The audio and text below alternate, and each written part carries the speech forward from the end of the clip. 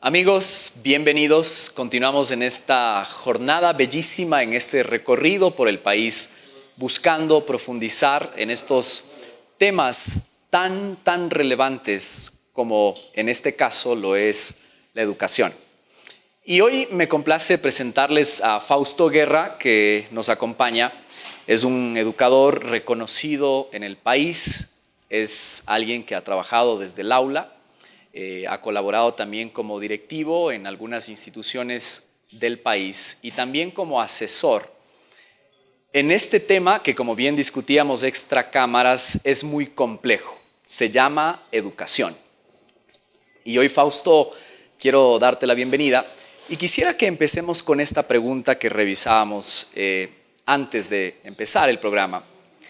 Hoy por hoy, ¿qué características, Fausto, definen a nuestro sistema educativo? Gracias, David, por la invitación, y me encanta tener estos espacios de conversación y diálogo, ¿no? Porque básicamente estos procesos de reflexión y discusión nos llevan a pensar sobre la educación, que es lo que requiere nuestro país. Seguir pensando, seguir analizando cuál es la mejor versión de la educación para cada uno de los países y cada una de las realidades, ¿no? Y cada una de ellas son únicas y por lo tanto es una discusión continua. Así es. Respondiendo un poco a tu pregunta, básicamente diríamos que la educación, exclusivamente ya enfocándonos en nuestro país, todavía tiene una serie de rezagos tradicionales que, a pesar de que han habido ciertos ajustes, cambios, digamos, formas diferentes de hacer las cosas, siguen teniendo una serie de rezagos y que prácticamente siguen limitando el proceso de desarrollo en el aprendizaje de cualquier niño o joven, ¿no? Y uno de ellos, para mí, por ejemplo, como te comentaba, es posiblemente en la gran maraña de la complejidad de la educación y en los diferentes factores. Hay muchos, sin embargo, si podríamos reducir a tres, que son el qué enseñar, que se refiere al currículo, el cómo enseñar, que se refiere a la metodología, y el cómo comprobar que los chicos han aprendido y cómo comprobar que hemos enseñado, que se refiere a la evaluación. Todavía tienen rezagos, pero la que mayor rezagos o problemas graves tiene es la evaluación. ¿Por qué, Fausto? Expliquemos eso un poco. Porque básicamente todavía siguen existiendo algunas prácticas que continúan teniendo rezagos, que continúan teniendo impactos no funcionales y podría decir inclusive inútiles en la práctica. Por ejemplo, las notas. Todavía se sigue evaluando a un chico que cuánto sabe de matemáticas por un número, cuánto sabe de lengua por un número.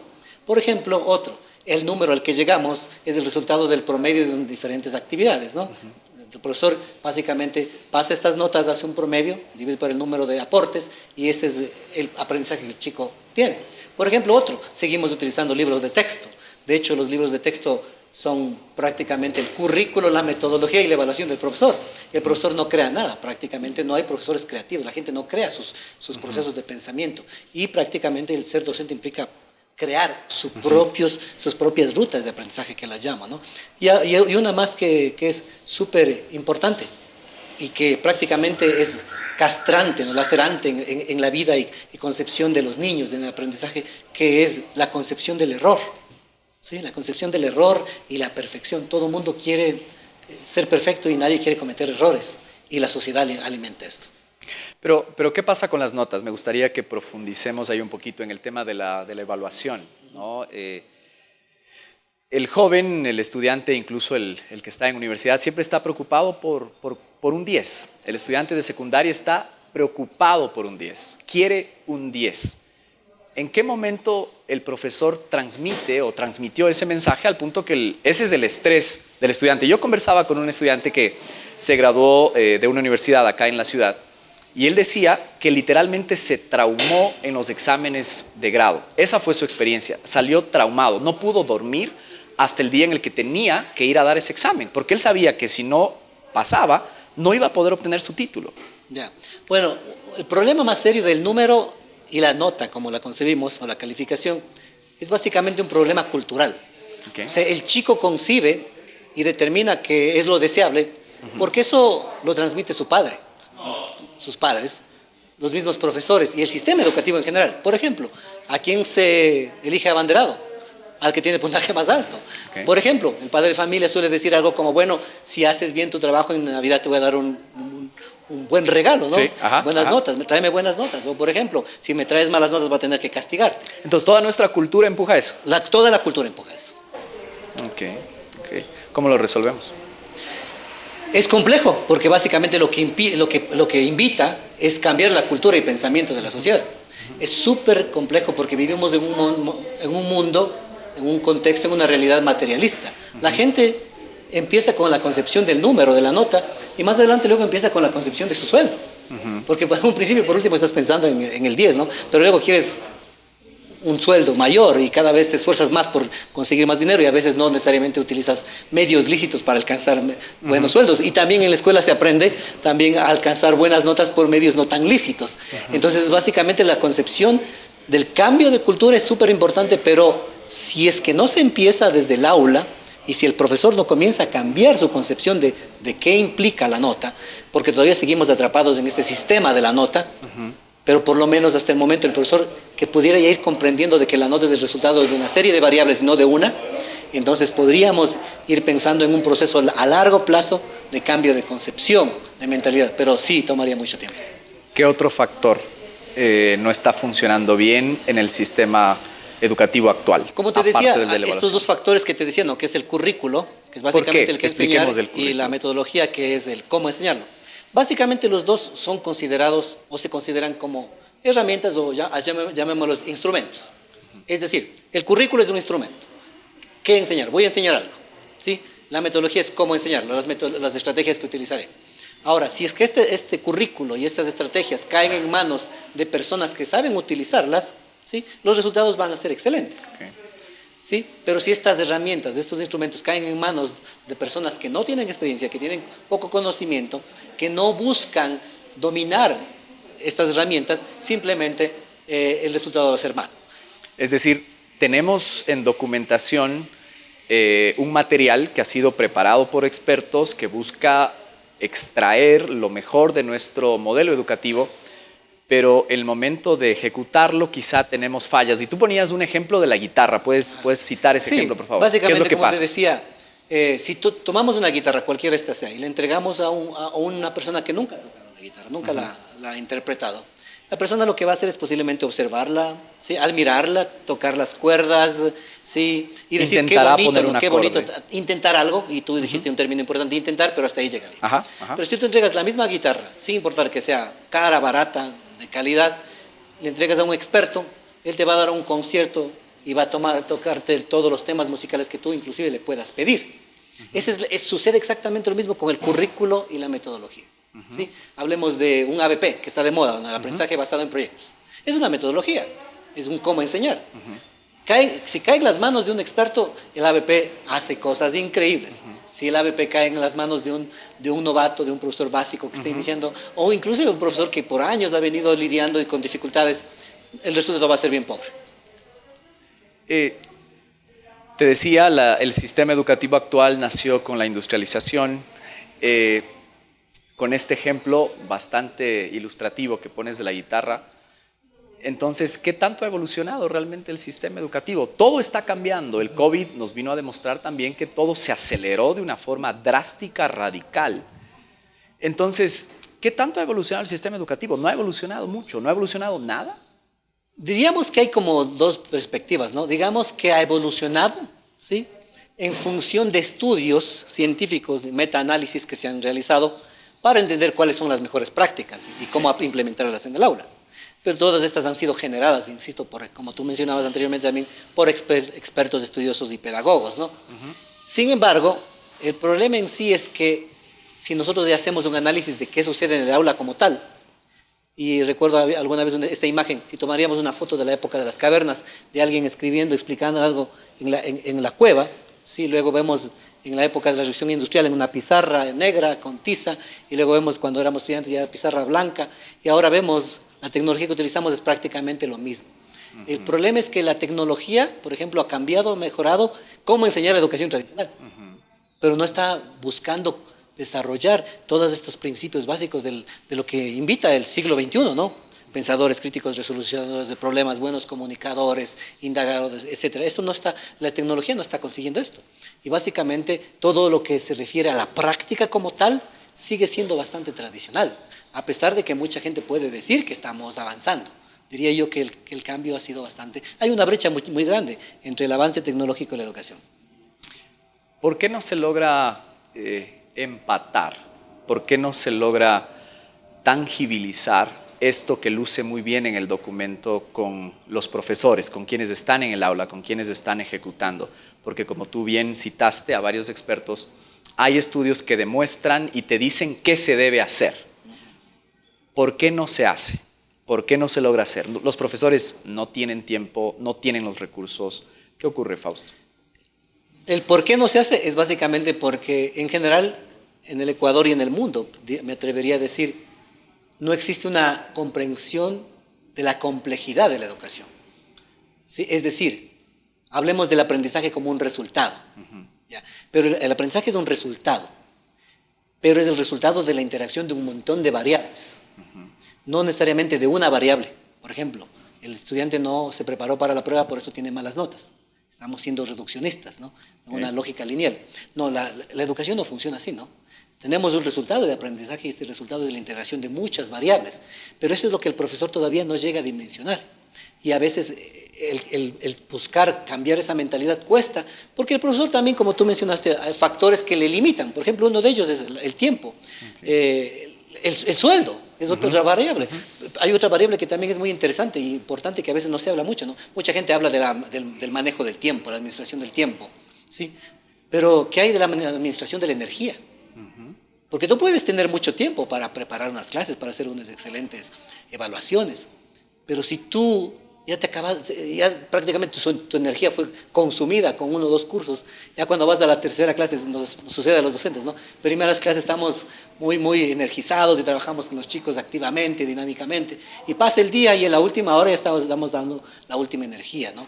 Entonces también es un elemento importante de cómo administrar esa energía, y lastimosamente hay un montón de variables que consumen esa energía del docente, ese tiempo del docente y esa capacidad de poder ser creativos, ¿no? En ese mismo contexto, Fausto, por toda la experiencia que tú tienes, ayúdame a definir la rutina de un día de un profesor. ¿Cómo es? Tratando de entender justo el tema del tiempo. ¿Cómo inicia? ¿Cómo es el día de un profesor? ¿Inicia tipo 6 de la mañana, se despierta y arranca? ¿Qué ocurre? Bueno, diría que depende, ¿no? Porque también no es lo mismo ser profesor hombre que profesor mujer, ¿no? Ok, además. Y por ejemplo, yo quiero enfocarme en las chicas, las mujeres, que ahora prácticamente son el grueso del campo laboral, ¿no? Docente. Así es. Lo regular es que una mujercita se despierta muy temprano, y si es casada, a preparar el desayuno y el almuerzo para dejar todo listo, sus lunch para su esposo, para sus hijas, y dejar todo en la casa medio organizado para salir a su jornada, al colegio, ¿no? Y a veces ellas mismas son las taxistas que van y dejan a sus hijos en un colegio, otro colegio, o si que bueno, si van al mismo colegio, y finalmente luego empieza su jornada de trabajo con sus clases, que en el mejor de los casos estamos hablando de un promedio de unas 25 o 30 horas a la semana, es decir, que por lo bajo están enseñando 5 horas diarias, ¿no? Y ahí con su recreo, porque luego tienen que ir a hacer turnos en el recreo para que los chicos tengan la mejor comportamiento, para que no haya accidentes, etcétera, ¿no? Y además de eso, por ahí tienen algún momento de almuerzo, y que en un colegio regular pueden estar saliendo tipo, digamos, 2:30, pero el problema es que todo ese trabajo y esas pocas horas libres que tienen en su jornada tienen que ser utilizadas para planificar, revisar, calificar, dar retroalimentación, ¿sí? Investigar, pero ese trabajo no termina ahí. Llegas a la casa y el padre de familia, profesor, lo que hace es que un poco relajarse, descansar, tomar un poco de aire, comer algo tal vez, si es que es el caso, y ya más o menos tipo 5 de la tarde, nuevamente agarra todos sus recursos, sus planificaciones, sus currículos, sus notas, sus trabajos, y sigue trabajando, y posiblemente eso puede llevarlo hasta, digamos, 9, 10, 11 de la noche. Medianoche. Sin ningún problema. Fácilmente, tal vez algunos llegarán hasta la medianoche, siguen planificando, siguen trabajando. ¿Y qué te dicen los profesores? Y lo que es interesante es que los profesores, de alguna manera, digamos, los que tienen alguna experiencia y aman la educación, tienen esta pasión, esta vocación por la educación, como que ya han asumido que es parte de su trabajo, ¿no? Digamos, con una sabiduría popular, ¿no? Ellos ya la han asumido como los gajes del oficio, ¿no? No es lo mismo ser un administrador, que tú llegas a tu empresa, trabajas, termina tu jornada, sales 5 de la tarde y se acabó, y no tienes más que pensar, ¿no? A no ser que seas el líder de alguna organización o empresa. Pero el docente prácticamente tiene que estar pensando en sus estudiantes, en sus clases, en sus planificaciones, todo el tiempo. Pero esta rutina, ¿qué tanto afecta justo en su rendimiento, en los tiempos que necesita para reflexionar, para pensar, para entender al estudiante la individualidad de cada uno? No, a la corta o a la larga el profesor termina quemándose, ¿no? El famoso burnout, ¿sí? El síndrome del burnout. O sea, termina quemándose. Y básicamente en nuestro país es mucho más difícil, porque los profesores tienen que lidiar con una carga horaria importante, con diferentes planificaciones, con un número de estudiantes bastante amplio, y frente a todo esto también pedirle que siga una maestría, estudie, se prepare, reflexione, sí es fuerte, ¿no? Entonces prácticamente no es tan sencillo como te decía, más desde el enfoque de la complejidad. Hay muchos factores, y hay factores y factores, ¿no? Hay prioridad de factores, y posiblemente uno de ellos también, el docente, ¿no? El docente es un factor importante que determina el aprendizaje, y si este factor tiene sus dificultades y limitaciones, por seguro el aprendizaje va a estar afectado.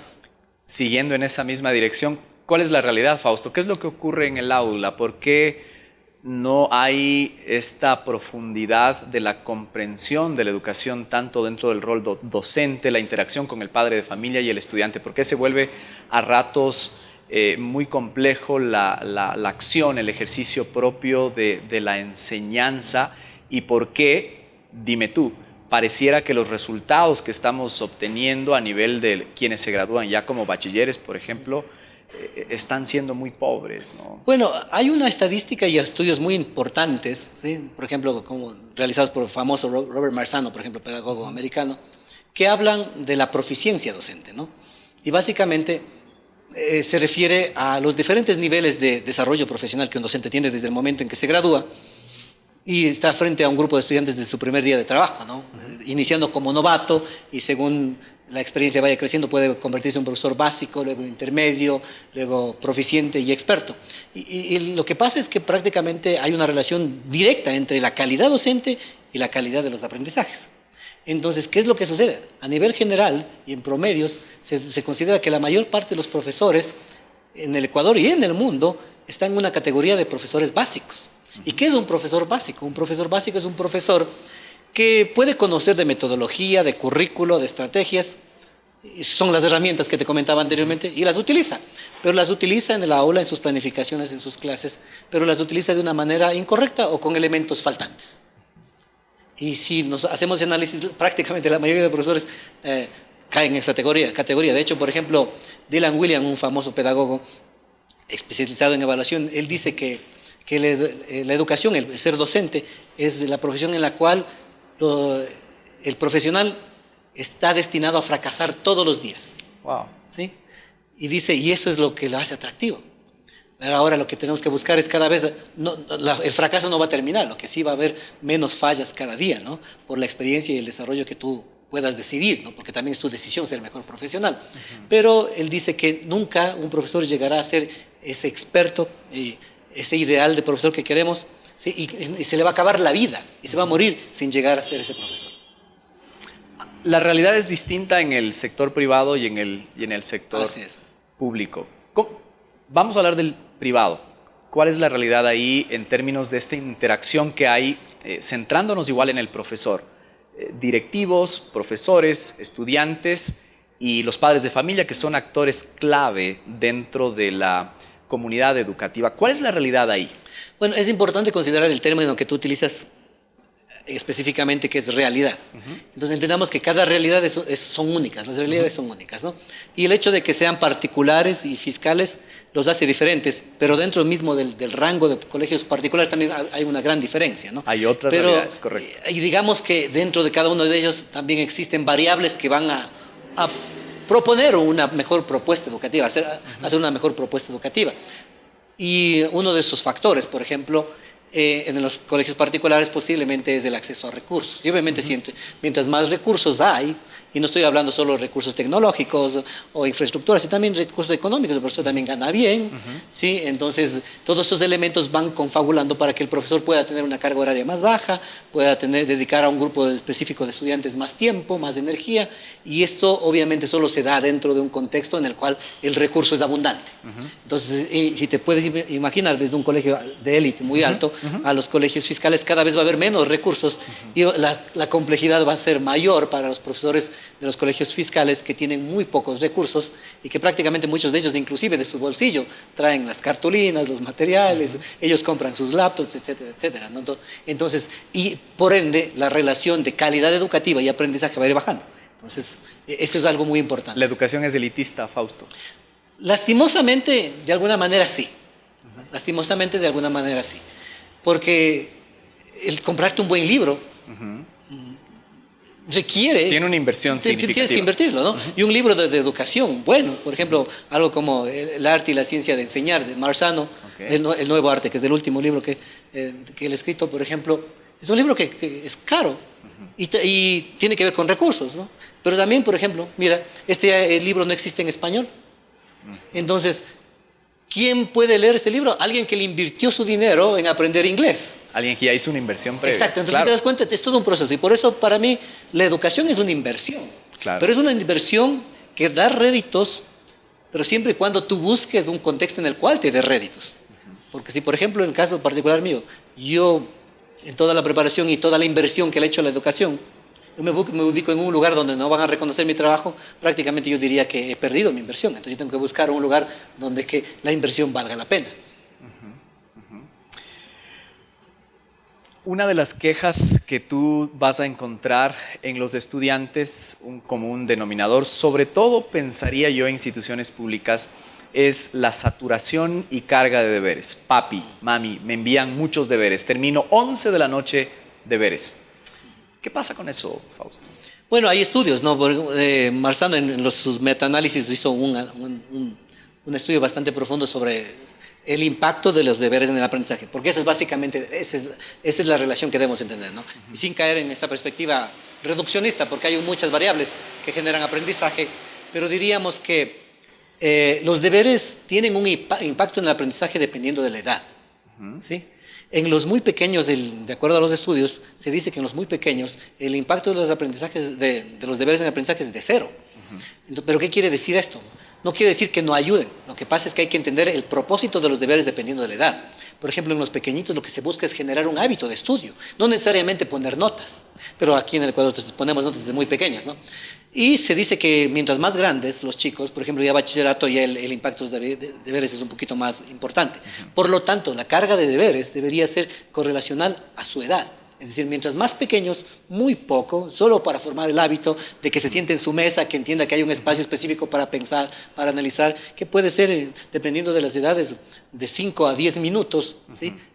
Más grandecitos ya podríamos hablar 1 hora, 2 horas, pero hay que entender ese contexto. Pero si hay pequeños, yo he escuchado algunas instituciones que hay guaguas de primero de básica, pequeños, que están desde las 3, 4, 5, 6, 7, 8 de la noche haciendo deberes. Entonces, en ese sentido, el impacto en el aprendizaje más bien inclusive es negativo, porque en los jóvenes, en los niños, en los pequeños más bien dicho, genera una reacción negativa hacia los deberes, ¿no? Recomendaciones, ¿qué podríamos hacer? ¿Cómo solucionamos este problema que tú lo describes hasta cierto punto como grave, quizá? Porque yo siempre me pregunto, los miles y miles de estudiantes que están terminando el bachillerato, ahora mismo van a terminar en julio más o menos esta nueva promoción de bachilleres que se gradúan en el país, y me pregunto, ¿a dónde van ellos? ¿Qué herramientas tienen realmente? ¿Qué herramientas reales, útiles tienen para enfrentarse a una, justo, nueva realidad que desconocen? Entran algunos a buscar trabajo, otros a intentar ganarse un cupo en una universidad. ¿Qué herramientas tienen hoy por hoy? O más bien, ¿qué herramientas deberían tener, Fausto? Bueno, hablando de herramientas como tales, hay muchos estudios sobre las famosas competencias del siglo XXI, ¿no? Y no es necesario mencionarlas, pero solo por algunas brevemente, ¿no? Pensamiento crítico, resolución de problemas, habilidades de comunicación, pero para mí una de las claves es el autoaprendizaje, el aprendizaje para toda la vida, ¿no? El trabajo colaborativo, etcétera. Son cosas que se esperan, pero básicamente en la mayoría de instituciones no se hace énfasis en ello, se hace énfasis en la nota, ¿no? Pero ¿qué deberíamos hacer? Básicamente las generaciones que están viniendo de alguna manera ya destinadas a tener dificultades, ¿no? Si es que los chicos tienen sus propios talentos al RAN, ¿no? Pero en sí, el enfoque debería estar en el proceso de entrenamiento docente y desarrollo, entrenamiento, evaluación y desarrollo profesional, que son tres cosas bastante diferentes, ¿no? Y básicamente aquí en el Ecuador tenemos una concepción de capacitación, es el término que se utiliza muy comúnmente, docente, digamos, tradicional. O sea, ¿qué es lo que se pide? Es que el profesor vaya, haga una maestría, que el profesor vaya, tome un diplomado, no sé, pero básicamente la idea es, la única manera de volverlo a un profesor mejor es el momento de ver su desempeño en el aula y por medio del apoyo de un mejor docente, enseñarle a ser más profesional. Obviamente con un marco de referencia profesional, con estándares de calidad educativa o profesional docente, pero entendiendo de que el profesor se forma en el aula, no por hacer maestrías, ¿no? No quiere decir que la maestría no ayuda, o sea, te va a dar un buen conocimiento, pero el docente se hace en el aula en una conexión, digamos, pragmática entre lo teórico y lo práctico, ¿no? Pero seamos sinceros, Fausto, tú conoces la realidad educativa desde cerca, estás todos los días con profesores, estás brindando capacitaciones alrededor del país. Seamos sinceros, ¿cómo ves hoy por hoy desde afuera, de manera global, en una visión 360 si quieres, cómo ves la realidad de los profesores hoy por hoy? Bueno, diríamos que hay perspectivas divididas, ¿no? Divergentes. Hay profesionales que están conscientes de que les falta mejorar y buscan medios para superar las dificultades que ellos tienen. Hay gente que considera que han llegado a la cúspide del profesionalismo y ya no hacen nada por mejorar. Hay gente que ni siquiera está consciente de dónde se encuentra, ¿sí? Y hay algunos que no les importa tampoco. Entonces hay diferentes perspectivas, pero diríamos que en la mayoría de casos estamos en un contexto no tan prometedor. Lo que sí, yo siempre soy optimista del efecto multiplicador y por eso siempre ofrezco apoyo, entrenamiento, webinars, etcétera, a diferentes grupos de docentes, ¿no? Públicos o privados, porque lo que busco es que impactar a pocas personas y posiblemente esta gente, a esta persona específica que le impacte, decida impactar en otros y se genere una especie de red. Pero realmente no es un común denominador de que la gente está preocupada por mejorar. La gente lo que quiere es recibir su sueldo, ¿sí? Y tienen mucha razón, ¿no? Con cargas horarias tan fuertes, no quieren recibir su sueldo, poner las notas que sean correspondientes y terminar lo más rápido su jornada, ¿no? Bueno, decíamos que hay varios actores dentro del sistema educativo y hablábamos hace un momento incluso del Estado, la educación como política pública. ¿Cómo observas la gestión del Estado como tal en esa búsqueda de realmente innovar en educación? Yo pienso que se utilizan muchos eufemismos, diría, ¿no? O sea, perspectivas eufemísticas, ¿no? Es decir, se habla de innovación, se habla de que estamos haciendo cosas importantes, de que se ofrece internet por acá, que tablets por acá, pero los cambios son superficiales. Los cambios profundos no se han realizado todavía. Los cambios profundos todavía siguen ahí en stand-by. Diríamos que el gobierno, y tampoco le echo la culpa, porque para entender, el gobierno, el Ministerio de Educación, el ministro, la ministra, los ministros, no sé, deberían estar conscientes de la complejidad de la educación y buscar entender cuáles son nuestros factores prioritarios. Y como te decía, para mí un factor prioritario sería todo lo que es el proceso de desarrollo profesional docente, que poco impacto se le da. Veo que hay preocupación y que está bien, ¿no? Del desayuno escolar. Bueno, tenemos carreras de educación, por ejemplo. Desde ahí no tenemos un impacto significativo. La perspectiva es muy tradicional, el enfoque es muy tradicional. Los currículos son bastante pobres. Yo he visto, por ejemplo, una de las cosas que más me llamó la atención, ¿no? Yo cuando empecé como docente, no evito, recién graduado, claro, voy frente al aula y lo primero que te impacta es que, bueno, yo venía siendo apasionado por la educación y que Piaget y que Vygotsky y Bandura. Y cuando me paré frente a un grupo de chicos, decía, ni Piaget, ni Vygotsky, ni Bandura me sirvieron para nada en ese momento, cuando estaba frente a un grupo de 30 chicos, ¿sí? En los cuales ellos esperaban que yo les dé el tono de cómo seguir el compás, y yo no sabía qué hacer. Y por ejemplo, si tú revisas los currículos educativos para ser docentes del Ecuador, en muy pocos, y diría que en casi ninguno, hay una materia que debería ser obligatoria, que debería ser manejo de clase, o gestión de la disciplina y comportamiento. No existe.